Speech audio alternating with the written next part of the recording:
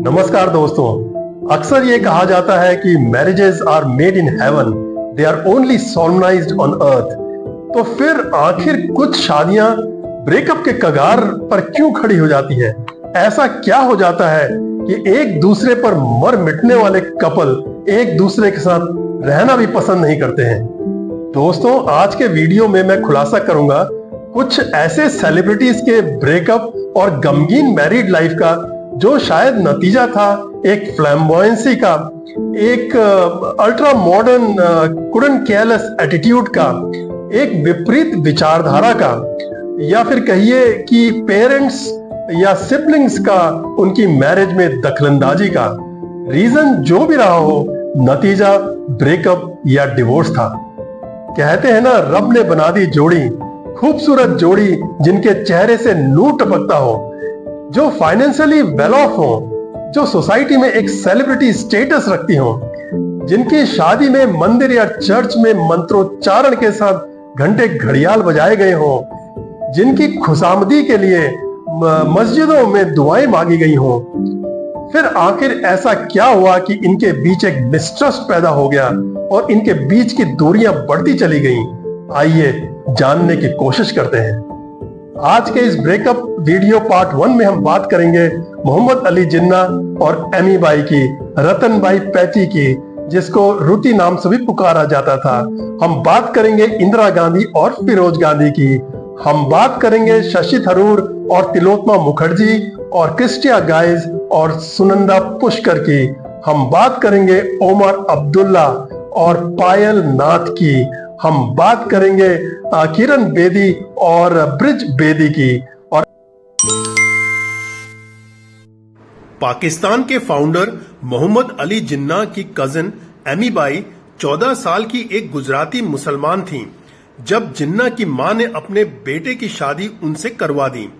शादी के बाद ही जिन्ना पढ़ाई के लिए इंग्लैंड चले गए और इसी दौरान शादी के एक साल बाद ही 1893 में एमी बाई की मृत्यु हो गई जब वह केवल 15 वर्ष की थीं। इस घटना के 25 साल बाद तक जिन्ना ने दूसरी शादी नहीं की। फिर कुछ ऐसा हुआ कि दार्जिलिंग में इनकी मुलाकात रतन बाई पैटी से हुई, जिन्हें रुति नाम से बुलाया जाता था। दोनों एक दूसरे की तरफ अट्रैक्ट हुए और इनकी मुलाकातें इश्क में तब्दील हो गईं।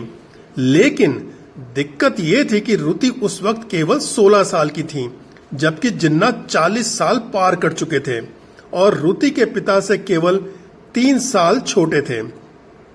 दूसरी सबसे बड़ी दिक्कत यह थी कि जहां एक ओर रतनबाई पैटी एक पारसी थीं, वहीं जिन्ना एक मुसलमान थे। अब शादी हो तो कैसे हो? रुति निहायत ही खूबसूरत थीं। इनके घर में अंग्रेजी रीति रिवाज और मैनरिज्म फॉलो किए जाते थे।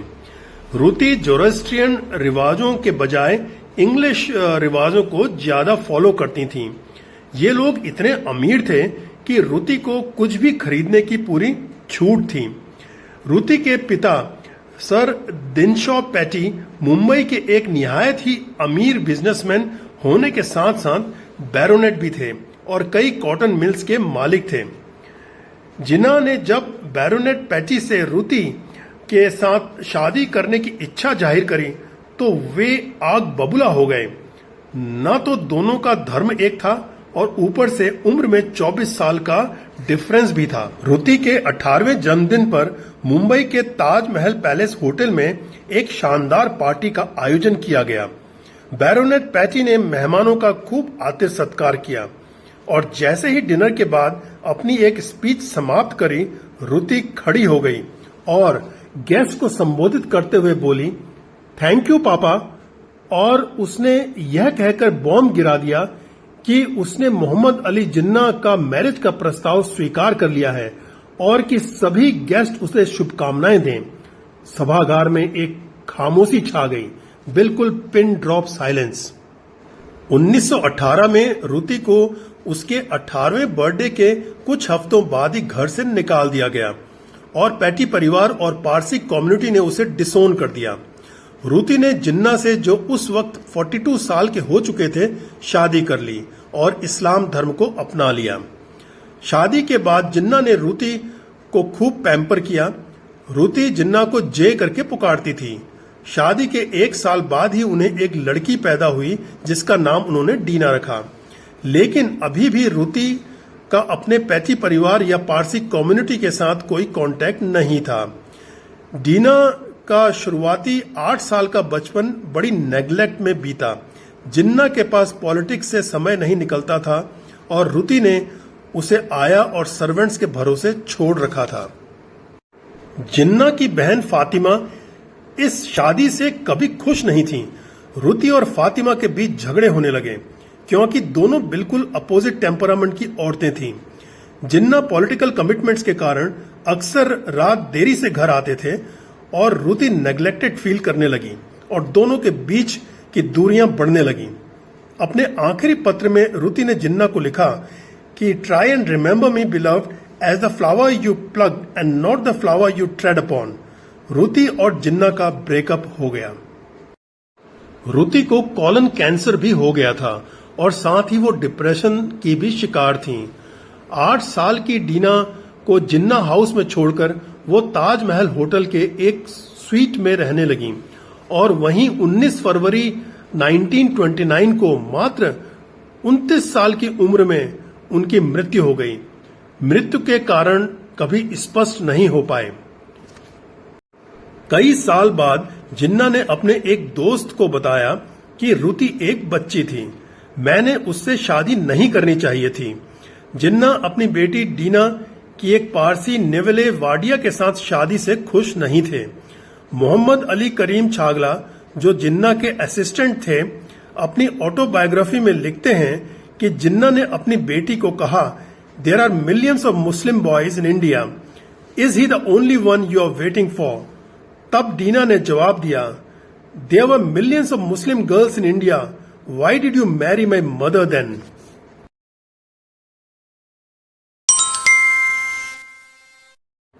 फिरोज जहांगीर गांधी गुजरात के एक पारसी यानी कि जोरोस्ट्रियन परिवार से थे। फिरोज प्रोविंशियल पार्लियामेंट के और बाद में लोकसभा के भी मेंबर थे। कहा जाता है कि 1930 में जब इलाहाबाद में एक प्रदर्शन के दौरान कमला नेहरू बेहोश हो गई थी, तब फिरोज ने उनकी देखभाल करी थी और कमला नेहरू के कहने पर इंडियन इंडिपेंडेंस मूवमेंट में शरीक हो गए थे। गोरे लाल चिट्टे फिरोज को इंदिरा से नजदीकियां तब बढ़ी जब वो आनंद भवन में पॉलिटिकल एक्टिविटीज के नाते आते जाते रहते थे।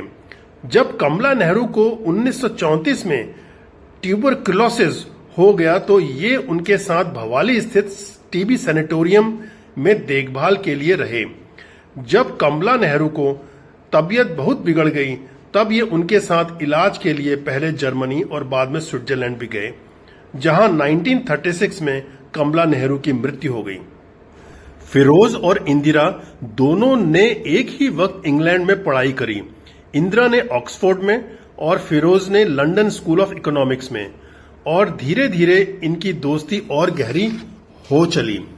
फिरोज ने इंदिरा गांधी को पहली बार 1933 में प्रपोज किया था, पर उनका यह प्रस्ताव कमला और इंदिरा ने अस्वीकार कर दिया क्योंकि तब इंदिरा केवल 16 साल की थी।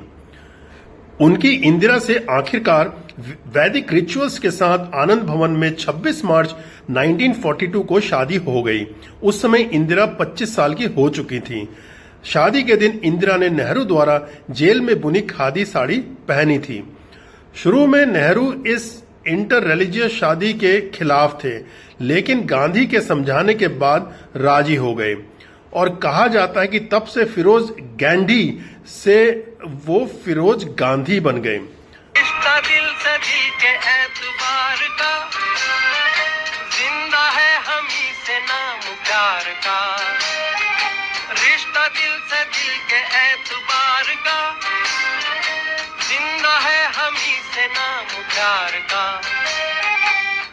के मर के भी किसी को याद आएंगे, किसी के आंसुओं में मुस्कुराएंगे।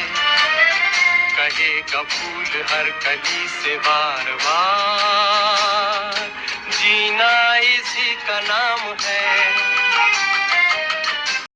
शादी के बाद फिरोज और इंदिरा हनीमून के लिए कश्मीर चले गए, जहां से उन्होंने नेहरू को टेलीग्राम भेजा जिसमें लिखा था, काश हम यहां से आपको ठंडी हवा के झोंके भेज पाते। नेहरू ने जवाब दिया, धन्यवाद, पर तुम्हारे पास आम कहां हैं?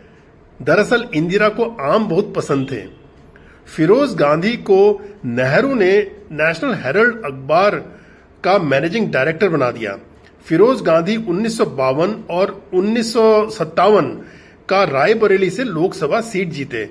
महात्मा गांधी ने एक बार कहा, अगर फिरोज जैसे 7 लड़के मुझे मिल जाएं तो मैं 7 दिनों में स्वराज दिला सकता हूं। बतौर सांसद फिरोज बहुत लोकप्रिय थे। 1942 के स्वतंत्रता संग्राम में सक्रिय हिस्सा लेने पर शादी के 6 महीने भी नहीं हुए थे कि इंदिरा और फिरोज को जेल में बंद कर दिया गया। शादी के कुछ सालों के भीतर ही इंदिरा और फिरोज में मतभेद शुरू हो गए। इंदिरा ने अपने पति के साथ रहने के बजाय अपने पिता नेहरू के साथ दिल्ली में रहना शुरू कर दिया। इंदिरा दिल्ली में रहती थी जबकि फिरोज लखनऊ में रहते थे। वक्त के साथ साथ इनके बीच की दूरियां बढ़ती चली गईं। वरिष्ठ पत्रकार इंदर मल्होत्रा के अनुसार 1959 में जब Indira Gandhi all India Congress president थीं और केरल की कम्युनिस्ट सरकार को गिरा दिया गया, तब इस बात को लेकर फिरोज और इंदिरा में झगड़ा हुआ और उन्होंने प्रधानमंत्री निवास कभी नहीं रहने का फैसला किया और मृत्यु तक वहां नहीं रहे। LIC द्वारा हरिदास मुंदरा इन्वेस्टमेंट कांड पर फिरोज ने नेहरू का इतना जबरदस्त विरोध किया कि उनके वित्त मंत्री TT कृष्णमाचारी को अपने पद से इस्तीफा देना पड़ गया। एक पिता की हैसियत से फिरोज ने राजीव और संजय में वैज्ञानिक सोच पैदा करने में बड़ा योगदान निभाया, जब वे उनके खिलौने तोड़कर उनको जोड़ने के लिए बोलते थे। अंतिम क्षण में चेस्ट पेन होने पर डॉक्टर खोसला के पास फिरोज खुद अपनी कार चलाकर पहुंचे। 48 साल की उम्र में हार्ट अटैक से फिरोज की मृत्यु हो गई। फिरोज गांधी का अंतिम संस्कार उनकी इच्छा अनुसार हिंदू रीति रिवाजों के साथ किया गया। नेहरू ने जब इतना बड़ा जन समूह फिरोज के अंतिम दर्शन के लिए देखा तो बोले, मुझे पता नहीं था फिरोज लोगों के बीच इतने लोकप्रिय थे। फिरोज की चिता को राजीव गांधी, जो उस समय 16 साल के थे, ने अग्नि दी थी। थिरुवनंतपुरम केरला के सांसद शशि कृष्ण चंद्रशेखरन थरूर लंदन में पैदा हुए थे और मुंबई में बड़े हुए थे और इन्होंने अपना graduation saint Stephen's college Delhi से 1975 में किया था। शशि थरूर की पहली पत्नी थी तिलोत्तमा मुखर्जी, जो आधी बंगाली और आधी कश्मीरी थीं और पॉलिटिशियन KN काटजू की ग्रैंड डॉटर थीं।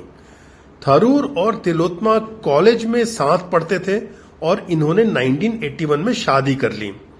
इनके इस शादी से 2 बेटे हुए, कनिष्क और ईशान। तिलोत्तमा न्यूयॉर्क सिटी में ह्यूमैनिटीज की प्रोफेसर हैं। थरूर और तिलोत्तमा का 2007 में डिवोर्स हो गया। दूसरी बार शशि थरूर ने क्रिस्टा जाइल्स से, जो कि यूनाइटेड नेशंस में एक कैनेडियन डिप्लोमेट थीं, से 2007 में शादी कर ली। इस शादी से इनके कोई बच्चे नहीं हैं। यह शादी बहुत कम चली और 2012 में दोनों का डिवोर्स का पता तब चला जब शशि थरूर ने नॉमिनेशन पेपर में मैरिटल स्टेटस में डिवोर्सी लिखा। शशि थरूर ने 22 अगस्त 2010 में तीसरी बार शादी करी Dubai based business women Sunanda Pushkar से, जो एक कश्मीरी पंडित थीं। यह शादी उनके एंसेस्ट्रल होम पलाक्काड में संपन्न हुई। 27 जून 1962 में जन्मी सुनंदा पुष्कर के पिता लेफ्टिनेंट कर्नल पुष्कर नाथ दास थे। सुनंदा ने गवर्नमेंट वुमेन्स कॉलेज श्रीनगर से ग्रेजुएशन किया और कॉलेज की प्रेसिडेंट भी रहीं। इनकी पहली शादी संजय राणा से हुई और 1988 में डिवोर्स भी हो गया। फिर सुनंदा दुबई चली गईं और 1991 में इन्होंने सुजीत मेनन से शादी कर ली, जिससे इनको एक लड़का पैदा हुआ जिसका नाम शिव मेनन था। सुजीत मेनन की एक कार दुर्घटना में 1997 में मौत हो गई। सुनंदा शशि थरूर से पहली बार तब दुबई में मिली जब वो अपनी कैनेडियन वाइफ के साथ 2007 में एक बिलियनियर सनी वार्के की पार्टी अटेंड करने गए थे। सुनंदा ने शशि से 2010 में शादी कर ली। 17 जनवरी 2014 का लीला पैलेस होटल के स्वीट नंबर 345 में सुनंदा एक रहस्यमय तरीके से मृत पाई गईं। ऑटोप्सी रिपोर्ट्स में कहा गया कि मौत का लाइकली कारण ड्रग ओवरडोज और अल्कोहल हो सकता है। सुनंदा को कोई सीरियस हेल्थ प्रॉब्लम नहीं थी। कहा जाता है कि उन्होंने ट्विटर में मौत से कुछ घंटे पहले अपनी मौत के बारे में हिंट दिया था। 1 जुलाई 2014 को एम्स डॉक्टर सुधीर गुप्ता ने बताया कि उन्हें झूठी रिपोर्ट बनाने के लिए प्रेशराइज किया गया था। 10 अक्टूबर 2014 को मेडिकल टीम जो सुनंदा की मौत की छानबीन कर रही थी ने बताया कि वो पॉइजनिंग से मरी थी। 6 जनवरी 2015 को दिल्ली पुलिस ने बताया कि सुनंदा का मर्डर हुआ था और एक एफआईआर फाइल कर दी। पुष्कर के एक नौकर ने बताया कि सुनंदा अक्सर फोन पर शशि थरूर से झगड़ा करती थी। सुनंदा पुष्कर के लड़के शिव मेनन के अनुसार सुनंदा की मृत्यु पीसफुल थी और वो नींद में मर गई थी। उसके मौत का कारण मीडिया स्ट्रेस, टेंशन और दवाइयों का गलत मिक्सअप बताया और कहा कि उसकी मां काफी स्ट्रांग थी और शशि थरूर उनको नुकसान नहीं पहुंचा सकते थे। मई 2018 में थरूर के अगेंस्ट अबेटमेंट टू सुसाइड और मैरिटल क्रुएल्टी के लिए चार्जशीट बनाई गई, लेकिन 18 अगस्त 2021 को दिल्ली के एक स्पेशल कोर्ट ने शशि थरूर को सभी चार्जेस से बरी कर दिया। इंटरेस्टिंग बात यह थी कि 14 जनवरी 2014 को शशि थरूर के एक ट्विटर पर ट्वीट्स पहुंचते हैं महर थरार के पास, जो पाकिस्तान में डेली टाइम्स की फॉर्मर एडिटर थी। एक ट्वीट के अनुसार शशि कहते हैं, have your personal validation of my words, I don't need any public one, for that I will wait until we are together publicly. Really महर?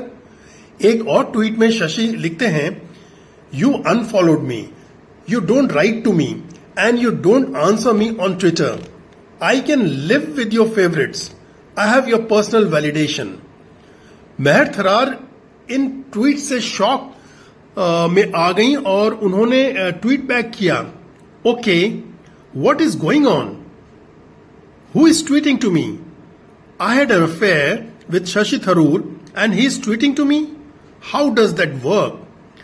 तरार ने आगे कहा कि वो शशि को जानती हैं और उनकी रेस्पेक्ट करती हैं। ट्वीट से मुझे ऑफुल फीलिंग हुई है। ट्विटर इंडिया को इसकी जांच करनी चाहिए। बाद में शशि थरूर ने भी ट्वीट किया, sorry folks, my Twitter account has been hacked and will be temporarily deactivated. Bear with me while we solve this. Interesting बात यह है कि मौत से कुछ घंटे पहले ही ट्वीट में सुनंदा पुष्कर ने महर का जिक्र करते हुए कहा था, guys, by the way, this is a personal affair, why is it headline news? All you have achieved is mere telling lies and 5 minutes of fame, I have all the BBM. BBM से शायद उनका मतलब blackberry messenger से था।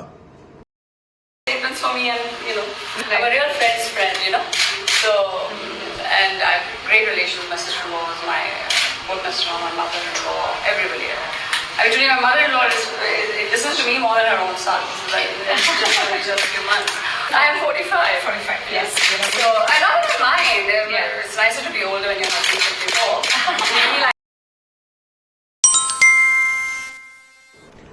10 मार्च 1979 को जन्मे जम्मू कश्मीर के मुख्यमंत्री और भारत के पूर्व union minister of state for external affairs Omar Abdullah profession से डॉक्टर हैं और इनकी पैदाइश एसेक्स यूनाइटेड किंगडम की है। ओमर की मां मॉली एक इंग्लिश वुमन हैं और पेशे से नर्स हैं। 29 वर्ष की उम्र में पॉलिटिक्स ज्वाइन करने से पहले ओमर ने आईटीसी लिमिटेड और ओबराई ग्रुप में काम किया था। 1 सितंबर 1994 को उमर अब्दुल्ला की शादी पायल नाथ से हुई, जो एक retired major general Ram Nath की बेटी हैं। पायल की मुलाकात ओबेरॉय 5 स्टार होटल में तब हुई जब वो वहां काम करती थीं और उमर वहां एक मार्केटिंग एग्जीक्यूटिव था। पायल एक बिजनेस वूमन है। उमर के अनुसार 2011 से ये दोनों सेपरेट रह रहे हैं। इनके 2 लड़के हैं, जमीर और जाहिर। पायल नाथ को शुरू में 75,000 रुपए प्रति माह उमर अब्दुल्ला से मेंटेनेंस मिलता था। 2023 में दिल्ली हाई कोर्ट ने ये अमाउंट बढ़ाकर 1.5 लाख प्रति माह कर दी। अब पायल उमर से 15 लाख रुपए प्रति माह के मेंटेनेंस अलाउंस की मांग कर रही है। 2016 में उमर अब्दुल्ला ने पायल से डिवोर्स एप्लीकेशन क्रुएल्टी और डिजर्शन के आधार पर फाइल करी। कोर्ट ने उनकी एप्लीकेशन खारिज कर दी है, यह कहते हुए कि वो इन आरोपों को साबित नहीं कर पाए हैं। उमर की छोटी बहन सारा की राजेश पायलट के बेटे सचिन पायलट से शादी है। लोगों को यह गलतफहमी है कि पायल सचिन पायलट की बहन है। दरअसल सचिन की बहन सारिका है, जिसकी शादी एक बिजनेसमैन विशाल चौधरी से है। मैं उमर अब्दुल्ला की लीगली वेडिड वाइफ हूँ। हमारा डिवोर्स नहीं हुआ है, जैसे आपको पता है। और उमर, मैं सिर्फ ये चाहती हूँ कि उमर अपना फर्ज निभाए, एक पिता का फर्ज निभाए, अपने बच्चों को जो एजुकेशन के लिए पैसे देने, घर का खर्चे के लिए पैसे देने, उसको देना चाहिए जो वो देता नहीं है। और वो उसके बच्चे हैं तो उसको देखना चाहिए, अपनी बीवी को भी और अपने बच्चों को भी। किरण बेदी का मेडन नाम किरण पेशावरिया था। ये अपनी 4 बहनों में से दूसरे नंबर की थी। 1966 में टीनेजर किरण नेशनल जूनियर टेनिस चैंपियन बनी थी। किरण बेदी ने 1972 में Indian police service IPS join करी थी और वो 5 साल तक 2016 से 2021 तक पुडुचेरी की लेफ्टिनेंट गवर्नर रही थी। 1993 में दिल्ली प्रिजन्स में IG के पद पर रहते हुए किरण बेदी ने तिहाड़ जेल में काफी रिफॉर्म्स लाए थे, जिनके लिए इन्हें मैग्सेसे अवार्ड भी दिया गया था। किरण बेदी की मुलाकात ब्रिज बेदी से अमृतसर के टेनिस कोर्ट्स में हुई थी। ब्रिज एक टेक्सटाइल इंजीनियर थे और इनका अपना बिजनेस था और अमृतसर में एक जाने माने समाज सेवी थे। ब्रिज किरण से 9 साल बड़े थे। 9 मार्च 1972 को दोनों ने शादी कर ली। जब किरण बेदी IPS में सेलेक्ट हुई तब इन्होंने अपने हस्बैंड के लिए कहा था कि वो इनके लिए पर्सनल गॉड हैं और उनकी सक्सेस का श्रेय इनके हस्बैंड को ही जाता है। किरण बेदी की मदर इन लॉ के अनुसार सवेरे के 2 बजे शादी के लिए शुभ मुहूर्त था, तो किरण और ब्रिज बेदी रात को 2 बजे मंदिर पहुंच गए जब पुजारी भी सो रहा था। उन्होंने उसे जगाया और शादी कराने के लिए बोले। इस पर पुजारी बोला कि इस वक्त भगवान भी सो रहे हैं और मंदिर के कपाट उसने नहीं खोले। तब किरण और ब्रिज बेदी ने मंदिर के ही फेरे लगाकर शादी संपन्न करी। लेकिन किस्मत ने तब मोड़ लिया जब पहली महिला IPS बनने के बाद किरण बेदी के पेरेंट्स उनके सरकारी मकान में रहने के लिए शिफ्ट कर गए और साथ में अपनी 2 और अनब्याही बेटियों को भी ले आए। ब्रिज और किरण की शादी के 3 साल के बाद 1975 में एक बेटी सुकृति पैदा हुई। किरण बेदी की डॉटर, जिसका बाद में नाम साइना पड़ गया, पूना में रहती हैं और नवज्योति इंडियन फाउंडेशन की वाइस प्रेसिडेंट हैं। सिमी ग्रेवाल को एक इंटरव्यू में किरण बेदी ने कहा था कि बेहतर होता कि सेपरेट रहने के बजाय हस्बैंड मनमुटाव को छोड़कर साथ में रहते। हमारी एक आइडियल सिचुएशन नहीं है, लेकिन गिवन सिचुएशन में यही बेस्ट थी। बेहतर होता कि मेरी डॉटर को ग्रैंडफादर की बजाय फादर का साथ मिलता अगर वो साथ रहते।